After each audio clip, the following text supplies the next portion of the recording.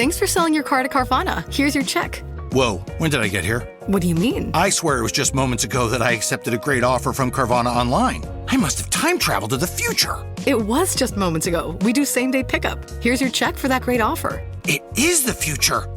It's the present and just the convenience of Carvana. Sorry to blow your mind. It's all good. Happens all the time.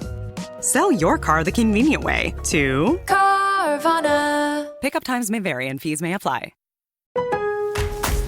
Save big during Labor Day at Lowe's. Get up to 40% off select major appliances. Plus, buy more to get up to an additional 20% off. Shop even more savings with 3 Stay Green 1 cubic foot vegetable and flower garden soil bags for $10. This Labor Day, take care of your home for less at Lowe's. We help, you save. Valid through 9/3. Soil offer excludes Alaska and Hawaii. Selection varies by location. Select locations only. While supplies last. See Lowe's.com for more details.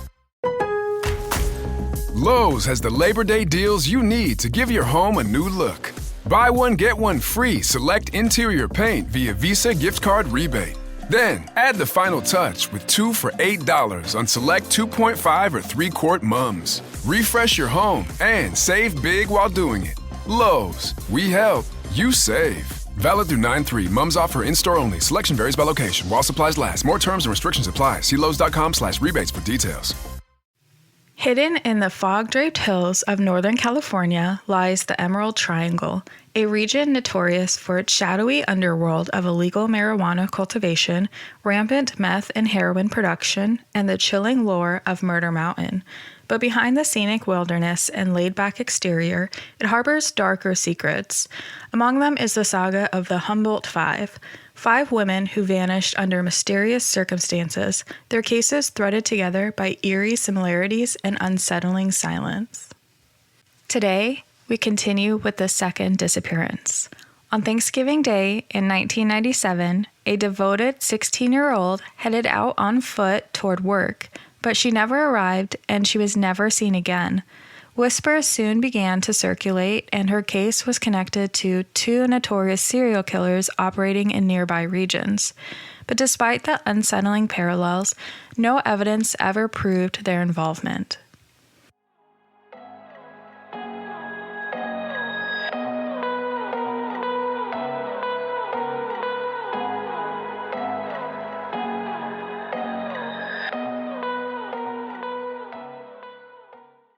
Welcome to Without a Trace. I'm your host, Jill Lynn. Every file holds a mystery. Every story deserves to be heard. This is Karen's story. This is our second episode in a 5-episode series about the Humboldt Five, a group of women that have been clumped together as young women who all have similar looks, similar-ish backstories, and have gone missing or been found murdered in the same area. Their cases span between the 1990s and 2014. Karen Mitchell was the second disappearance in the Humboldt Five. She disappeared 4 years after Jennifer Wilmer. Karen was born on November 30th, 1980 to Mary Casper. Karen's parents divorced not long after she was born, and Mary raised Karen and her brother James alone in Dana Point, California. By the time she was 13, Karen had become feisty and argumentative, and had a strong independent streak. Her particular obsession was with the environment. She was the kind of girl who owned a worm farm and was passionate about composting. She didn't care for clothes, opting to wear jeans and a t-shirt, occasionally paired with a hemp necklace, and she rarely wore makeup. These qualities were not unusual in anyone who grew up in the grungy alternative of the 1990s, but they made Karen something of a square peg in the circle of Long Beach, the suburb of Los Angeles where she was living. She began acting out.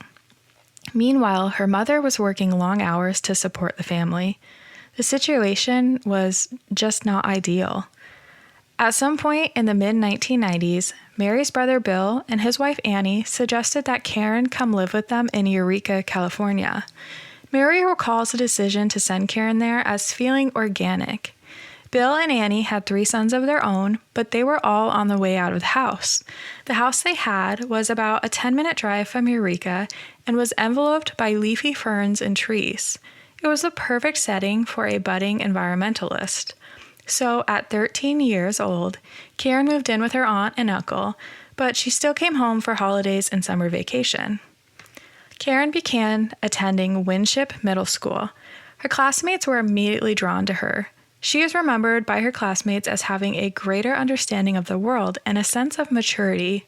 She connected with everyone she met, and she was just a fun person. After middle school, Karen attended Eureka High School. She would occasionally cut class with friends to go on a hike, but she was an overall good student, receiving straight A's. By the fall of 1997, Karen was growing tired of high school and the town of Eureka. She became determined to finish high school within a semester and was applying for colleges. Karen planned to attend Humboldt State University. She seemed to have a vague idea of studying political science or perhaps law. It came as no surprise to her friends and family that Karen wanted to go off to college. Karen always had a passion to help and change the world. She was tenacious in her advocacy and was full of love and compassion. On November 25th, 1997, Karen was on Thanksgiving break from high school. She spent the morning working on a school project that required her to call several family members. She used the opportunity to catch up with her mother, and the two discussed their plans for Christmas and their plans for the summer. The mother and daughter were going to take some college courses together, so that morning they were filling out paperwork to start applying for college and financial aid. As it was Thanksgiving break at Eureka High School, Karen was helping out at her aunt's business, Annie's Shoes, located at the Bayshore Mall. On Thursday, November 25th, Karen rode into town with her aunt and hung out at the shoe store for a little while before setting off foot to work. Karen was passionate about children and worked at the Coastal Family Development Center. Annie recalled asking her niece if she needed a ride to work, but Karen declined as it was a sunny day and only a 1-mile walk. At approximately 2:45 p.m., Karen walked north on a street that in Eureka is sometimes referred to as Broadway, but is really just a stretch of US 101 that runs through the town. That evening, Annie pulled up to the Coastal Family Development Center to pick up her niece. Normally, she would see Karen closing up through the large window in the front, but on this evening, the lights were out and Karen was nowhere in sight. The staff said she never came in to work her shift. This immediately alarmed Annie, as Karen never missed a day of work. Karen was also very prudent about setting up plans to be picked up, whether it be from work or school. She had a real fear of the dark and did not like being outside when evening fell. Realizing that her niece was missing, Annie called Mary to ask if she'd heard from Karen. Mary hadn't. Soon thereafter, Mary found herself in a surreal drive up the coast to search for her daughter.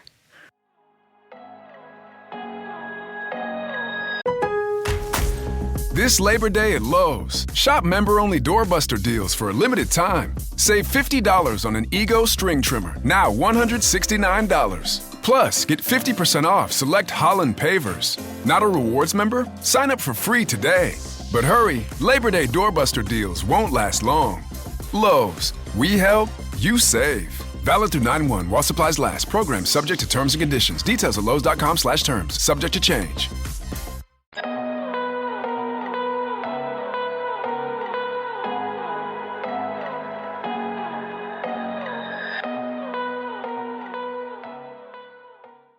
The Eureka Police Department immediately began investigating the disappearance.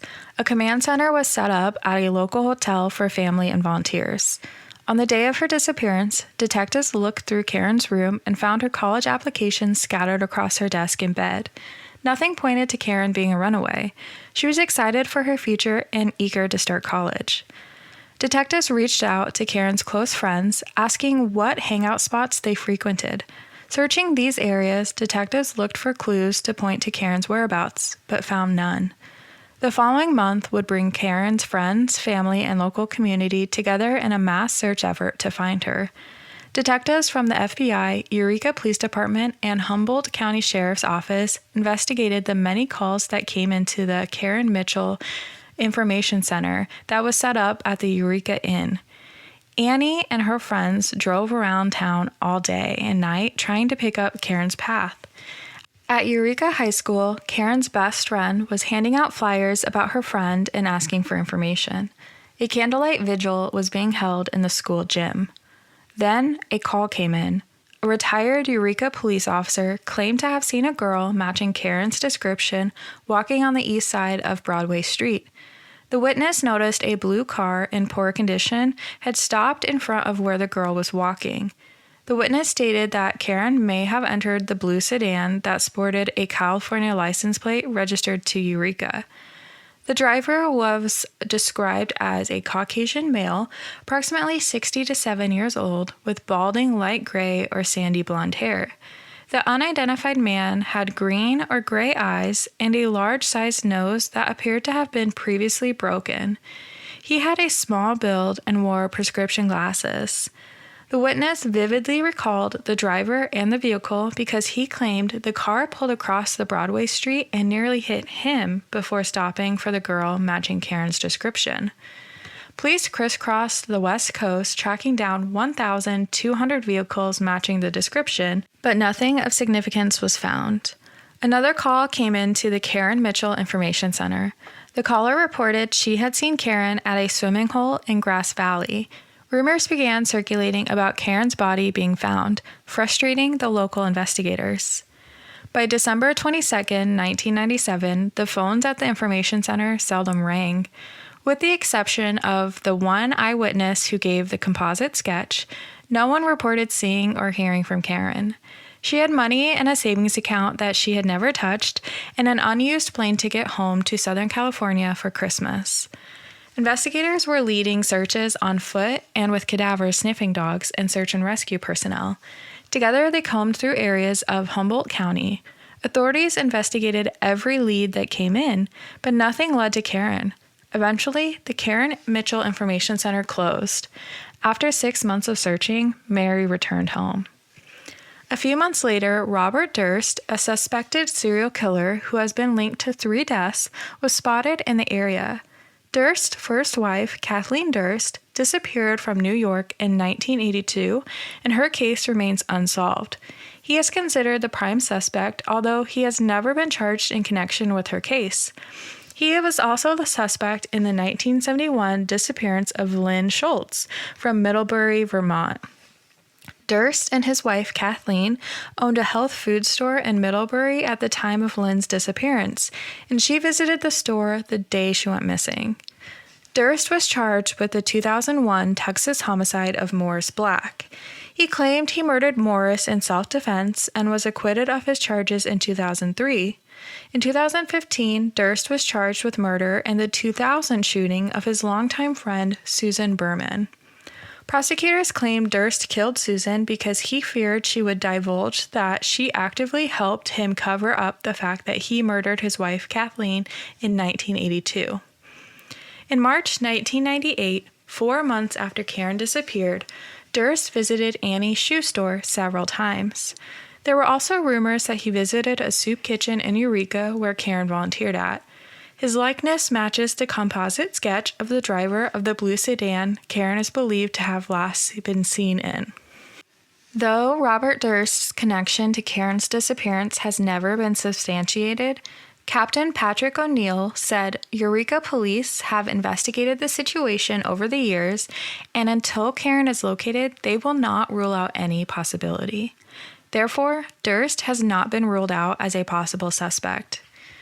Corrine Van Swearingen, a Eureka resident at the time of Karen's disappearance, said she also experienced a man driving up to her in a blue car in Eureka trying to pick her up.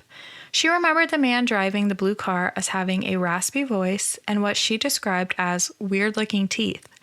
When asked whether she thought the man in the vehicle was Robert Durst, Corrine said he had the same voice and stature as Durst. Police had other leads, though. In 1999, a man named Wayne Adam Ford walked into the Humboldt County Sheriff's Office with a woman's breast in his pocket. He confessed to the murders and dismemberments of 4 women in the area. Authorities gave Ford a polygraph test, which he passed. In fact, Ford told investigators he was actually sorry that he could not help with more information about Karen. Karen's case has garnered national attention, but all leads have ended in speculation. Other than a few unsubstantiated sightings early into the case, friends and family have never heard from nor seen Karen.